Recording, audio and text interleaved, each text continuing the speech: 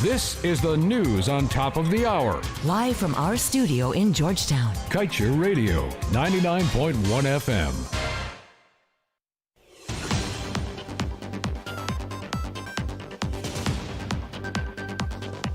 Tropical delight, the flavor tasted right, pure taste and pure delight. Orange, apple, cranberry, fruit punch, mango, yes sirree, high in energy. Jumping up every day, and I jumping up every night. I think it's back and it's pure taste, pure delight. Energy to unload, behind a truck down the road, details going to explode. Tropical delight, pure taste. Tropical delight, pure taste and pure delight. Hello and welcome to today's news at noon that comes to you with the compliments of a Tropical Delight. I am Kevin Smith. Before we get to the top stories we're tracking, let's get to today's page 7 of the Kaieteur News that is dedicated to being blunt. Leading Guyanese political hustlers have sold out the Kanji and Kaieteur oil blocks. Still, they are not content with the billions involved in that sellout and giveaway. They control all the related downstream business, from gas to real estate to transportation. Their fingerprints, palm prints, footprints, and tongue prints are all over. Look closely, Guyana. See if it is not the usual greedy political schemers and swindlers asserting themselves. And now for the top stories, we're tracking 3 other oil blocks to keep your eyes on. CGX submits plan to relinquish 25% of Quarantine, Demerara, Berbice oil blocks, says Energy Department sees no obstacle renewing licenses. Meanwhile, the OGGN says Guyana deserves detailed explanation for $9 billion per hour capital cost. Meanwhile, 3 doctors disciplined over children cancer patient deaths, and no case submission for Gary Best dangerous driving to be ruled on December 3rd. Meanwhile, ex-cop gets 14 years for killing GGMC officer and a security guard. Stay tuned to stay informed. If something doesn't look right, then there is something wrong. And if you suspect child abuse, then you must report it to the Child Care and Protection Agency. During this time more than ever, we have to be the eyes and ears of abused children across the country. So if you see it, or you know it, or even if you just think it's child abuse, then you must report it to the police or call the CPA hotline on 227-0979. A message from the Child Care and Protection Agency, Ministry of Human Services and Social Security, and UNICEF.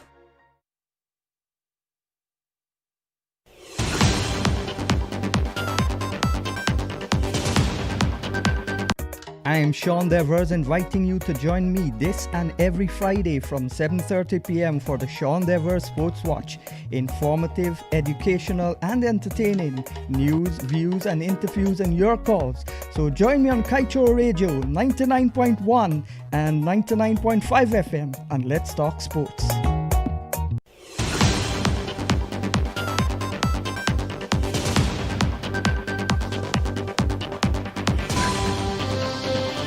And now for the news in detail. According to the petroleum agreements signed with oil companies, as well as the overarching law for the industry, companies are expected to give up a portion of their blocks at the end of the first renewal period for their licenses. Now, in compliance with this, CGX Energy has submitted applications to the Department of Energy and GGMC to relinquish 25% of its Demerara, Quarantine and Berbice blocks. This was noted in the company's quarterly highlights for the 3- and 6-month period ended June 30th, 2020.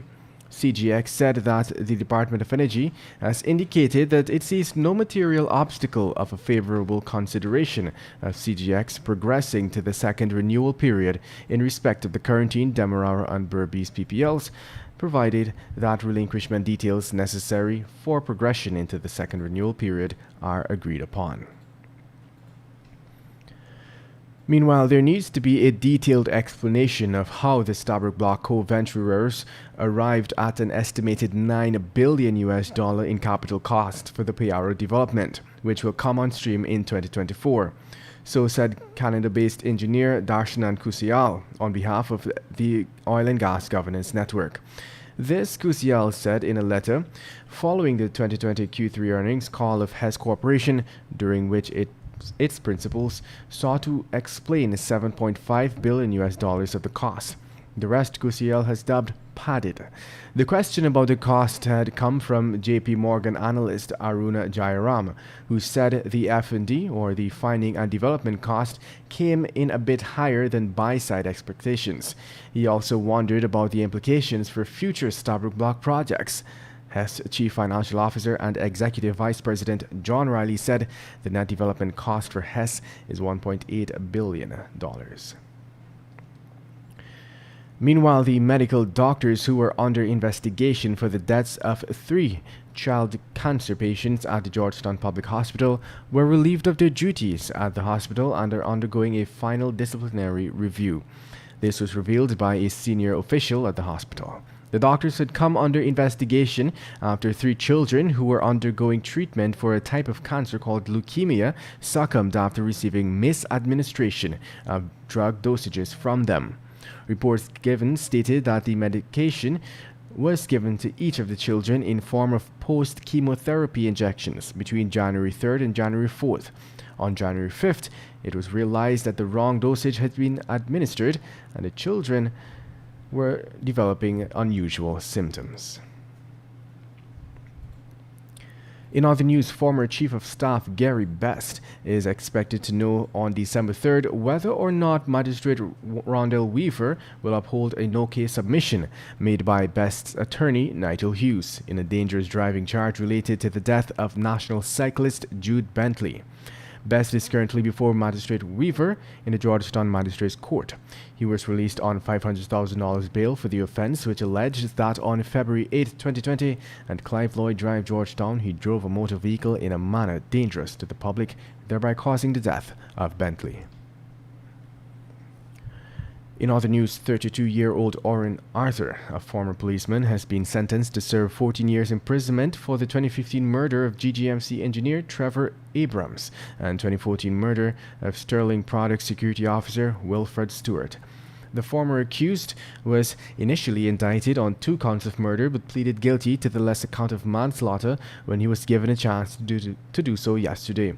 The sentence was imposed by Justice Navindra Singh on Tuesday at the Georgetown High Court, where Arthur admitted to the facts of the case provided by State Counsel Tyra Bakker. It is now 12:07. You are tuned into Kaieteur Radio 99.1 and 99.5 FM. This is your news at noon. Coming up after the break, a pensioner charged for engaging in sexual activity with child and deportee found guilty of Perica fuel dealer murder. Do stay tuned.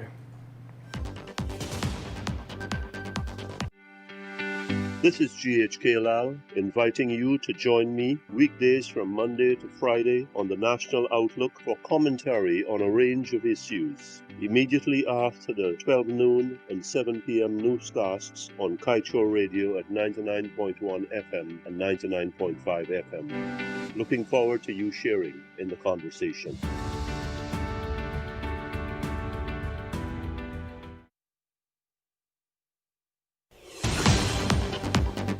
Welcome back. Let us continue with the news. A pensioner was yesterday charged for engaging in sexual activity with a child under the age of 16. The defendant, 62-year-old Dennis Prasad of Levi Dam, New Amsterdam, appeared in the New Amsterdam Magistrates Court before Magistrate Renita Singh. He was released on $40,000 bail for the offense. Meanwhile, residents are accusing Prasad of being in the habit of molesting young girls. In other news, Kurt Thomas was found guilty of murder yesterday by a mixed 12-member jury for the murder of Perica fuel dealer Siram Singh. The jury found Thomas guilty of the charge following a summing up of the evidence in the trial by Justice Navindra Singh in the Georgetown High Court. Thomas cursed and maintained his innocence. He was further remanded to prison pending sentence. A date is yet to be fixed for sentencing. Thomas was implicated in the crime by several witnesses, including eyewitness Rajmohan Autar. And now let's tell you, after spending years out of the political spotlight, former Minister of Finance Dr. Ashni Singh was yesterday appointed to serve as the Senior Minister of Finance by President Irfan Ali. Singh took his oath in the presence of cabinet ministers and other government officials at a simple ceremony at the office of the president last evening. The office, in a statement issued after, noted that it will retain its oversight role, but Dr. Singh would be responsible for finance. Notably, Dr. Singh was not on the government's list of candidates and will serve as a technocrat minister, thereby occupying the last technocrat position. In other news, the Ministry of Health has managed to clear the backlog of 109 HIV test samples taken from babies that were left sitting in a lab for over a year. This is according to Minister of Health Dr. Frank Anthony. It was also revealed that early detection of HIV in babies would enable proper treatment and the parents being notified of the child's status from the onset. Dr. Anthony had first addressed the backlog in September during his 2020 national budget presentation. The minister had expressed that the PPP administration was shocked when they discovered the test samples that had been left by the previous administration sitting in the lab with dust. And now let's tell you, Belgian prosecutors have dealt a new blow to a recently disbanded drug gang led by former Belgian police chief as they announced the largest ever drug bust shipment, quote-unquote, in the world, after finding 11.5 tons of cocaine in a scrap metal shipment from Guyana.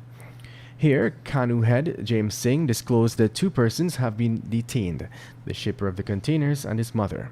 Local investigators are trying to determine if the containers seized in Belgium are the same ones that left Guyana.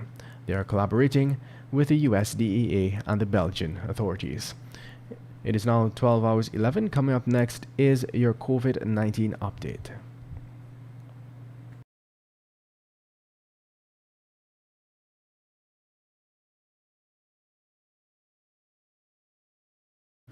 The number of worldwide coronavirus cases has reached 49,259,665, with deaths at 1,242,837.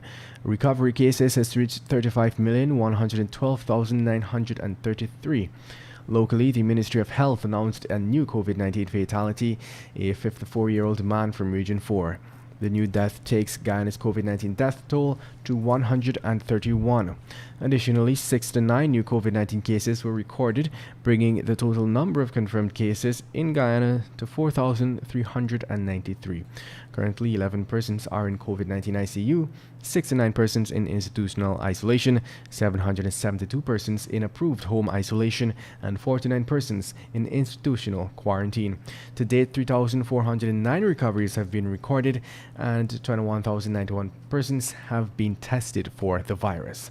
And coming from CNN, the U.S. recorded nearly 115,000 new coronavirus cases in a single day for the first time, with some states and cities implementing tougher restrictions to curb the spread. The CDC said it is time to develop a testing strategy to identify asymptomatic cases, while Pfizer has opted out of the government's vaccine distribution system. As infections across Europe rise exponentially, Italy will impose a new stay-at-home order. England has entered a new national lockdown, and France, Poland, and Russia are reporting record case numbers. And that brings us to the end of today's News at Noon. Remember, the news came to you with the compliments of Tropical Delight. I am Kevin Smith. Thank you for listening.